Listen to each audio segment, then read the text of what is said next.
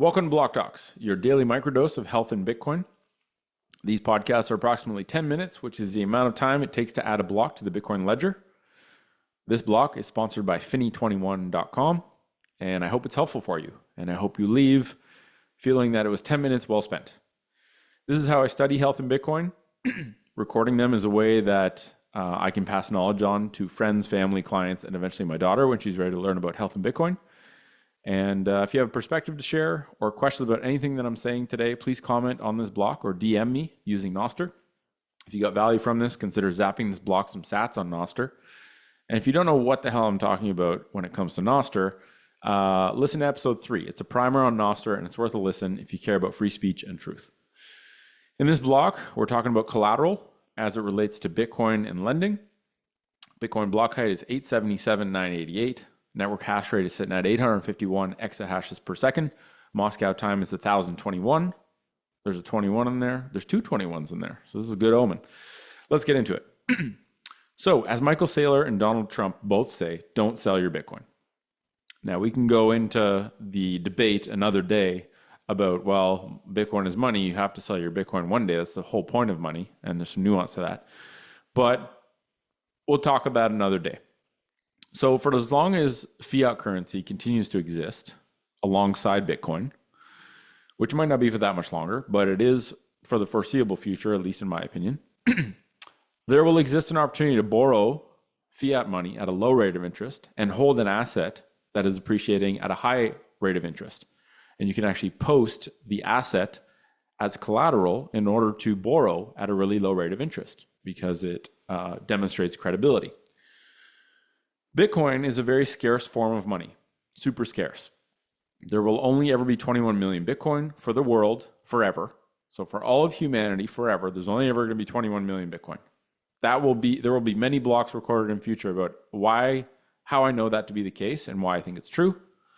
And we're going to go into that. We're going to dive deep down that rabbit hole in another day. But just to give you a sense of how scarce 21 million is, there are currently 58 million millionaires in the world. So if each millionaire wanted a whole Bitcoin, they couldn't even have it. There's not enough for them. If each millionaire wanted half a Bitcoin, and no company and no countries and nobody else owns any, the most they could own is like, I don't know, something like 0.3 of a Bitcoin. Every millionaire couldn't even own half of a Bitcoin because there's not enough.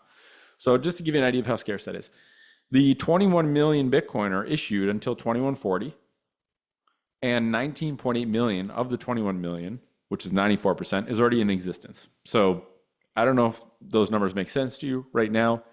If you do, if you can't make sense of those, they're immense numbers, and Bitcoin is insanely scarce.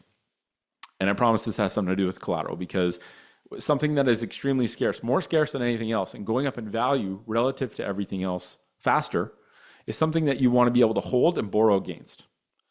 Maybe the best proxy is a big commercial real estate building. So if you have a commercial real estate building in New York City, and there's like 100 apartments in this building, and you own this building, every time you want to spend some money, you don't take off a chunk of the building and pay for what you want with the building. You borrow dollars against the building as collateral. So maybe I got ahead of myself there. Part of my work at Finny21 is assessing counterparty risk for lenders, for clients that want to borrow currency by posting their Bitcoin as collateral. So people want to borrow against their Bitcoin in order to evaluate which product to use or which company to do it with. You have to assess how risky each of them is based on a lot of things related to a Bitcoin collateralized loan.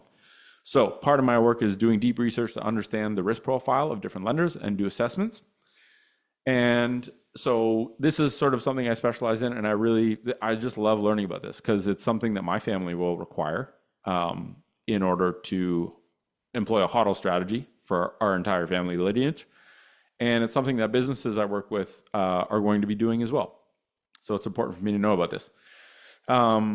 Let's start with collateral. Collateral is something pledged as a security for the repayment of a loan. And it's in case of default, it's forfeited. So say you're a person, you want to borrow $10,000. You go to a bank or a lender and you say, hey, I want to borrow $10,000. They might say, well, I need you to give me something that's worth about $10,000. So if you don't repay me, I'm just going to take the thing you gave me, sell it, and get the $10,000 that way. So collateral is something pledged as security for the repayment of a loan, and it's to be forfeited in the event of a default. Right? So collateral is something provided to a lender as a guarantee of repayment. It's used to secure loans. The better your collateral, the better loan rates you're going to get, right? Because by posting collateral essentially reduces the risk for lenders, because if a borrower defaults on the loan or misses the payment, for example, the lender will just seize and liquidate the collateral. So I want to go get a $10,000 loan from you. You say, I need you to give me something worth about $10,000. Maybe I give you a piece of gold worth $10,000. And as I'm repaying the loan, if I miss a payment, you just sell the gold, keep whatever you're entitled to, and if there's anything left, you send it back to me. So collateral reduces the risk for lenders, because if a borrower defaults on the loan, like misses a payment, the lender can just seize and liquidate the collateral. So just like in today's world, you can post property as collateral to get a loan. Like you can post your home or your business as collateral to get, for example, a mortgage or a home equity line of credit. You can borrow money by saying, if I don't repay this, you can take my home. You can also do this with a stock portfolio, right? So you can say, I got 100 shares of Apple. I want a loan. You can say, okay, I'm going to post my shares of Apple as collateral against this margin loan. And if I don't pay you back, you can just sell my Apple shares, because you can sell them on the open market during business days, get your money back. And so I basically carry very little risk, and the interest rate I get for a margin loan or a mortgage or a home equity line of credit is very low, because the collateral posted covers the loan. So with Bitcoin, we have these things called over-collateralized loans. So from a business standpoint of lenders, over-collateralized loans are a zero default lending business, right? Nobody defaults in this world, because they post enough liquid assets to cover all the loan. So, if that's true, and we can go deeper into why that is true, arguably Bitcoiners are the lowest risk lender, and will therefore, I think, get access to the lowest lending rates of anywhere. Like Prime or SOFR plus 50 basis points. Super low. Lower than you would get on a mortgage, because Bitcoin is far better collateral than a home, because of its liquidity and many other reasons. And we'll go into that in a future block.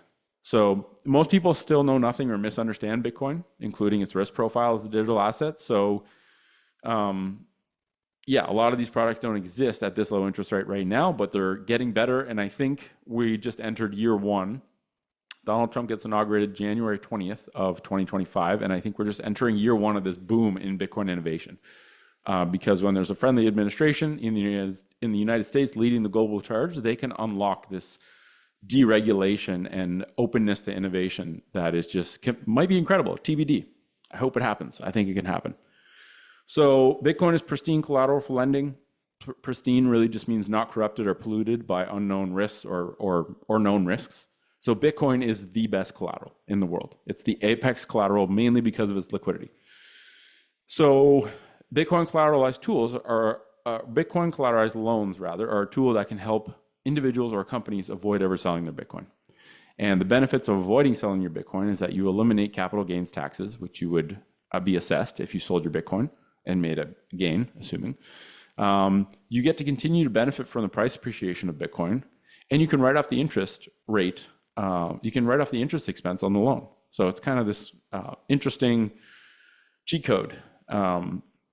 And like I said, I think we're entering year one of the Bitcoin innovation boom, to be determined, but I'll put that out there as my guess. And the world of Bitcoin is just, it's going to be getting better with Bitcoin. The world of lending will be better for responsible lenders, and it will be better for borrowers that hold Bitcoin. The lowest risk borrower is the one who posts the most Bitcoin collateral.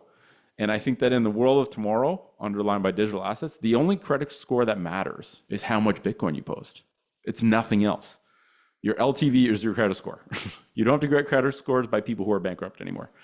So in future blocks, as it pertains to Bitcoin collateralized lending, we're going to talk about assessing counterparty, reviewing lender terms, and just assessing risk in general. We'll talk about loan to value, interest rates, and fees, and we'll also probably review specific lending products that are available, if that's helpful to people listening. So thanks for listening to this block talk. Stay focused, stack health, stack sats, and vote with your node. Share this with others if you think it's helpful. Zap this block on NOSTR if you got value. And DM me on NOSTR if you want to propose a topic or sponsor a block. Catch you next time. Whoosh.